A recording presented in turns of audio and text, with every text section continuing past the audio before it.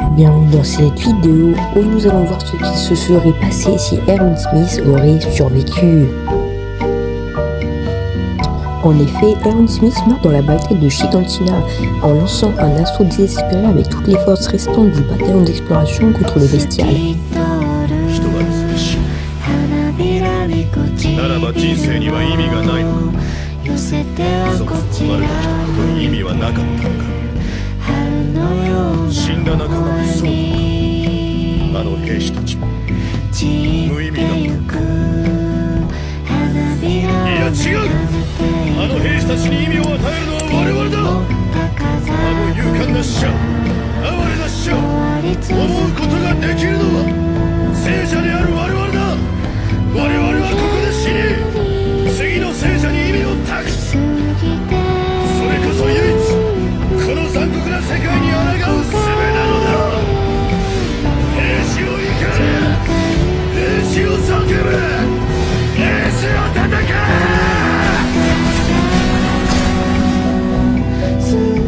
Mais à ce moment-là, il ne meurt pas vraiment.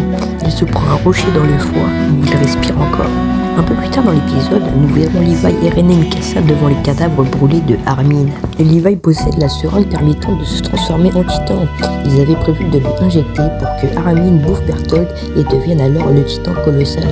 Mais à ce moment-là, nous voyons Floch, un membre qui a participé à l'assaut suicide du bataillon contre le bestial avec le cadavre de Erwin Smith dans les mains. Directement, Levi se tourne rempli d'espoir pour réanimer Erwin, mais cela va créer un conflit entre Eren, Mikasa et Levi.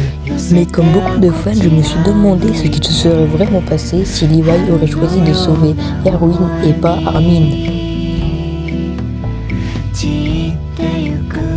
Comme vous l'aurez compris, aujourd'hui nous allons voir ce qui se serait vraiment passé si Levi aurait sauvé Erwin et pas Armin. Si Erwin avait survécu, la dynamique du bataillon aurait été totalement différente.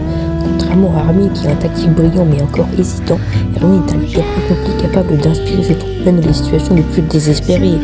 Un peu comme Mikasa l'a fait dans la saison 1. Première conséquence majeure, le style de commandement aurait été bien plus agressif. On sait qu'Erwin était prêt à tout pour découvrir la vérité sur le monde extérieur. Avec lui aux commandes, on peut imaginer une approche plus directe dans la guerre contre Bar. Peut-être même une attaque préventive avant qu'Eren ne prenne les devants. Mais ensuite, il y a la relation avec Angie. Dans la ligne temporelle originale, Angie devient commandante après la mort d'Erwin. Et si celui-ci avait survécu, cela aurait été retardé son ascension. Peut-être que cela aurait changé certaines décisions stratégiques, notamment concernant l'utilisation du titan colossal d'Armin. Un autre point clé, c'est l'impact que Erwin aurait eu sur Eren dans l'histoire originale. Eren agit souvent seul ou avec une influence limitée d'Armin et Mikasa. Mais avec Erwin encore en vie, la situation aurait pu être différente. Erwin était un homme de raison, mais aussi un manipulateur hors pair. Aurait-il réussi à freiner Eren dans sa descente vers l'exterminus? Ou au contraire, aurait-il utilisé Eren comme un outil pour atteindre ses propres objectifs? On peut imaginer une situation où Erwin aurait essayé de garder le contrôle sur Eren en évitant qu'il ne devienne le monstre qu'il est devenu. Et d'un autre côté, Erwin a été obsédé par la vérité.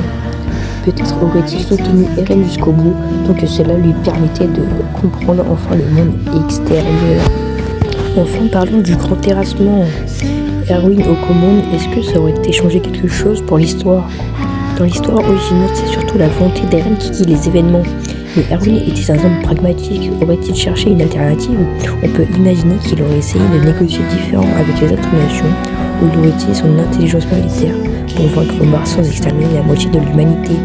Mais attention, Erwin était aussi un homme prêt à sacrifier des vies pour le bien commun. Peut-être aurait-il accepté l'idée du grand terrassement comme un mal nécessaire du moment que cela assurerait la vie de l'île Paradis.